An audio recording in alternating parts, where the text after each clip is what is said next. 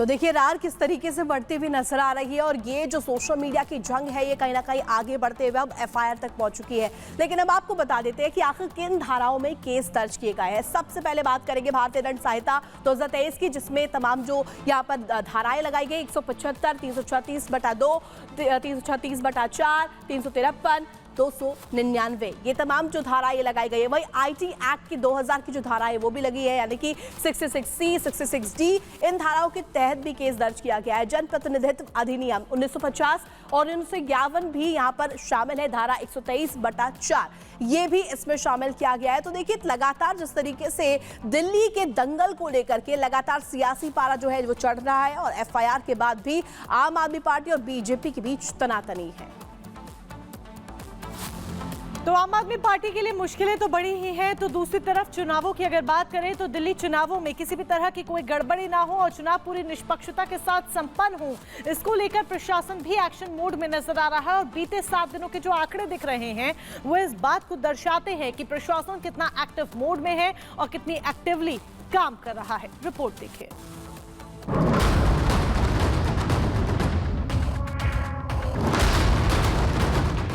दिल्ली की सियासी जंग में एक और जहां सोशल मीडिया पर कड़ी निगरानी रखी जा रही है, वही आचार संहिता को उल्लंघन करने वालों को भी दिल्ली पुलिस छोड़ने के मूड में नहीं दिख रही है। दिल्ली में आगामी विधानसभा चुनाव शांतिपूर्ण, निष्पक्ष और स्वतंत्र हो, ये सुनिश्चित करने के लिए दिल्ली पुलिस ने कड़ी कार्रवाई तेज कर दी है। चुनाव आयोग की गाइडलाइंस प्रभावी तरीके से लागू हो, इसके लिए दिल्ली पुलिस ने जीरो टॉलरेंस की नीति अपनाई है। पुलिस ने राज्य की सीमा चौकियों पर कड़ी निगरानी, अवैध हथियारों और शराब की तस्करी पर रोक लगाने के लिए विशेष अभियान चलाया। इस मेहनत का नतीजा है कि पुलिस विधानसभा चुनाव से पहले बड़ी कार्रवाई करने में कामयाब हुई है। 7 जनवरी से 13 जनवरी के बीच पुलिस ने जो आंकड़े जारी किए हैं उसके मुताबिक पुलिस ने आदर्श आचार संहिता उल्लंघन के 155 मामले दर्ज किए हैं। 105 अवैध हथियार और 78 कारतूस जब्त किए हैं। 16,000 लीटर से ज्यादा शराब की जब्ती की गई है। 57.55 किलो मादक पदार्थ जब्त किया गया है, जिसकी कीमत 12 करोड़ से अधिक आंकी गई है।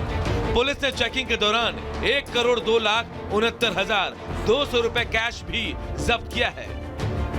37.39 किलोग्राम चांदी भी पकड़ी गई। निवारक कार्रवाई और आबकारी अधिनियम के तहत 6,371 व्यक्ति गिरफ्तार किए गए हैं।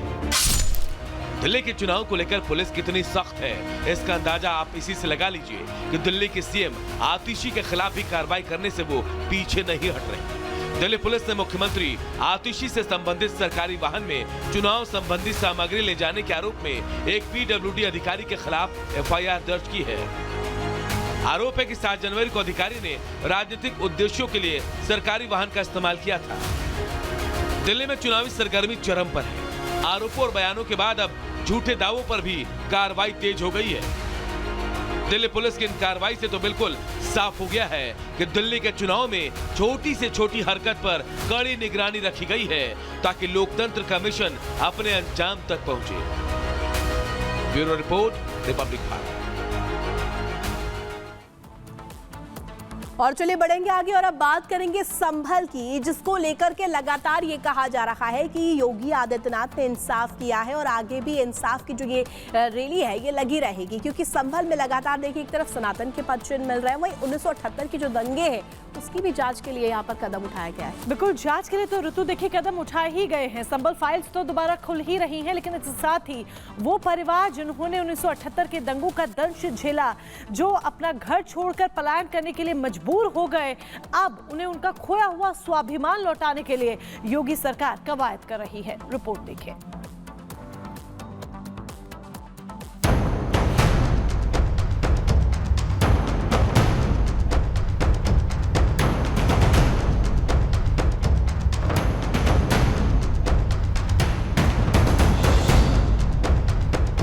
संभल में अवैध कब्जे पर स्ट्राइक, देर से ही सही कई परिवारों को मिला इंसाफ। हिंदी में एक कहावत है कि आप सच को डरा सकते हैं, धमका सकते हैं, दबा सकते हैं, लेकिन सच को बहुत ज्यादा दिनों तक अपनी हनक के बल पर आप छिपा नहीं सकते। संभल में एक तरफ सनातन के सबूतों का अंबार लग रहा है, सनातन का अटूट सत्य जमीन का सीना चीरकर बाहर निकल रहा है, तो वहीं दूसरी तरफ संभल के सनातनियों के इंसाफ की लौ भी प्रचंड अग्नि का स्वरूप ले रही है। संभल में जिस सच को 47 सालों तक शाहवेज नाम जैसे कई लोगों ने अपनी हनक के बल पर दबाए रखा, उस सच से पर्दा हटने का वक्त अब आ चुका है। दरअसल तस्वीरों में नजर आ रहा ये स्कूल कई परिवारों की जमीन पर जबरन पिछले 47 साल से चलाया जा रहा था। 1978 के दंगों में इस जमीन पर रहने वाले लोगों के परिवार के सदस्यों की निर्मम हत्या कर दी गई और उनकी जमीन पर कब्जा कर लिया गया, जिसे एसडीएम के नेतृत्व में कब्जा मुक्त करवाया गया। सर ये ज़मीन जो है सन 78 में जो है यहाँ जो झगड़ा हुआ था तो उसमें जो है हमारे दादाजी मारे गए थे, हम यहाँ से पलायन कर गए थे और जो है क्या नाम है उसके बाद इस पर कब्जा हो गया था। हम कभी आते हैं यहाँ पर तो जो है हमें यहाँ से भगा दिया जाता।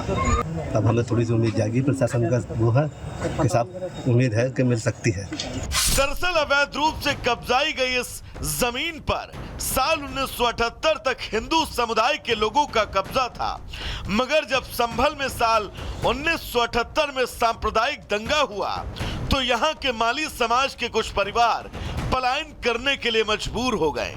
इस परिवार के एक सदस्य को दंगे में मार दिया गया, जिसके बाद डर कर सहम कर पूरा परिवार अपना घर छोड़कर चला गया। हालांकि अब उस परिवार को संभल प्रशासन की कोशिश के बाद उसकी जमीन पुनः वापस मिल गई। सन 78 में झगड़ा हुआ था तो उसी बदले में चले गए थे यहाँ से, जब बहुत लड़ाई झगड़े हो रहे थे खाने तक को, जब बच्चों को परेशानी हो रही तो हम तीनों परिवार रहते थे हम यहाँ पे। हाँ, ये इसके बेल के पेड़ के नीचे मठ बन गया था हमारा। अब तो हमने देखा ना, जाकर देखा पता है या इन्होंने खत्म कर दिया। अमरीश कुमार और आशा देवी की कहानी एक ही है और इनकी कहानी में मुजरिम कोई एक नहीं बल्कि वो तमाम लोग हैं जिन्होंने इन परिवार को पलायन के लिए मजबूर किया। लेकिन अब आशा देवी के इंतजार की उस लौ को प्रशासन ने मरहम की दवा से बुझाकर आशा देवी को जीवन जीने की नई उम्मीद दे डाली। अपनों के जाने का दर्द जरूर इन आंखों में आज भी जिंदा है और शायद ये दर्द कई पीढ़ियों तक रहेगा, लेकिन प्रशासन की मुहिम परिवार वालों को इंसाफ के उस रास्ते पर लाकर खड़ा कर चुकी है जहां से उनके संघर्षों पर पूर्ण विराम लग जाएगा। Bureau report, Republic Bharat. और अब आपको मध्य प्रदेश के शाजापुर का एक दिल दहला देने वाला वीडियो दिखाते हैं। ये वीडियो देखकर आपके रोंगटे खड़े हो जाएंगे। आपको यकीन नहीं होगा कि कैसे कोई किसी शख्स को इतनी बेरहमी के साथ मार सकता है, पीट सकता है। ये वीडियो आपके सामने है जिसमें बाइक सवार दो शख्स आते हैं। इस वीडियो को जरा ध्यान से देखिएगा। ये जो दो शख्स फरसे और तलवार से वार करते हुए नजर आ रहे हैं। पहले ये बाइक पर सवार होकर आते हैं और फिर सामने खड़े शख्स पर वार करना शुरू कर देते हैं। ऋतु, बिल्कुल, और वार करते करते ये देखिए किस तरीके से यहाँ पर तलवार और फरसा इनके हाथ में दिखाई देता है। ताबड़तोड़ वार ये करते हुए नजर आते हैं। क्या कुछ इसको लेकर के पुलिस की तरफ से कहा गया वो भी सुनवा देते हैं।